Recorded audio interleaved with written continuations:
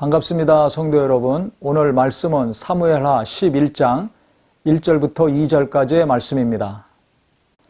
그 해가 돌아와 왕들이 출전할 때가 되매 다윗이 요압과 그에게 있는 그의 부하들과 온 이스라엘 군대를 보내니 그들이 암몬 자손을 멸하고 랍바를 에워쌌고 다윗은 예루살렘에 그대로 있더라.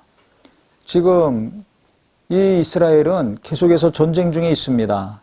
전쟁에 이겨가지고 암몬 자손들을 멸하고 랍바를 에워쌌다고 했습니다.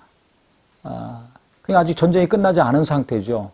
근데 다윗이 전쟁 가운데 있어야 되는데 지금 예루살렘 궁에서 편안하게 있습니다.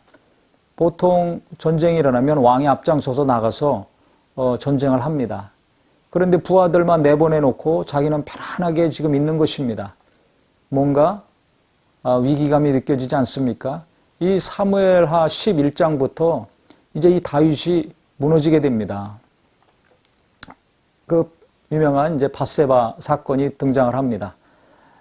저녁 때 다윗이 그 침상에서 일어나서 왕궁 옥상에서 거닐다가 그곳에서 보니 한 여인이 목욕을 하는데 심히 아름다워 보이는지라 그랬습니다. 저녁 때 침상에서 일어났다고 했습니다. 저녁 때가 되면 자야 되는 거 아닙니까? 침상에 들어가서 자야 되는데 그때 일어났다는 것은 뭘 의미합니까?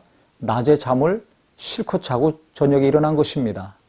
아니 지금 부하들은 나가서 싸우고 있는 중인데 기도를 하든지 그 다음에 무언가 왕으로서 일할 것이 얼마나 많겠습니까? 그 낮에 일해야 되는데 실컷 자고서 저녁 때 일어났다는 겁니다.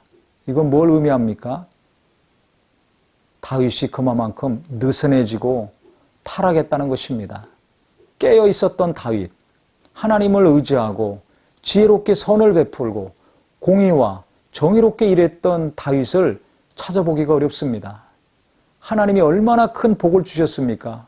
내부적인 걸림돌이 되는 사람들 다 제거하게 하시고 외부적으로도 이웃 나라들 다 정복하고 승리하게 하시고 조공을 갖다 바칠 정도로 강력한 힘을 발휘하게 하셨습니다.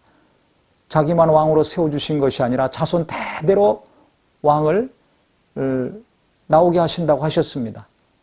이 엄청난 복을 받았는데 이 다윗의 마음이 오래가지 못했습니다. 그 11장부터 계속해서 나오는데 정말 참담함을 느낍니다. 동시에 인간은 어쩔 수 없는 죄인이라는 것을 다시 한번 깊이 깨닫게 됩니다. 아무리 하나님이 이렇게 은혜를 주시고 최고의 자리로 높여주시고 자손 대대로 왕을 삼아주시겠다고 했는데 그 나라를 계속 기업으로 주시겠다고 했는데 얼마 가지 못해서 이와 같이 늘어지고 태만해지고 타락하는 모습을 보게 됩니다. 결국 어떻게 되겠습니까? 이와 같이 느슨해졌으니까 범죄에 말려 들어가게 됩니다. 오늘 우리가 말씀을 통해서 내가 하나님이 은혜를 많이 주시고 복을 많이 주시고 하실수록 깨어 있어야 되겠구나. 항상 은혜 받았을 때만 열심히 하고 겸손한 것이 아니라 날마다 선줄로 생각한 자는 넘어질까 염려하라고 하신 말씀처럼 두렵고 떨리는 마음으로 구원을 이루어가는 사람, 두렵고 떨리는 마음으로 하나님 앞에 항상 바로 서는 우리 모두가 되기를 바랍니다. 그래야 하나님의 도우심과 하나님의 은혜가 지속될 것이고 그와 같은 삶을 통해서 하나님의 영광을, 하나님의 살아계심을 우리 가족들에게, 후손들에게, 이웃들에게 나타내는 참 그리스도인이요 교회가 될 것입니다. 이와 같은 삶이 저와 우리 모두에게 이루어지기를 예수님의 이름으로 축원합니다.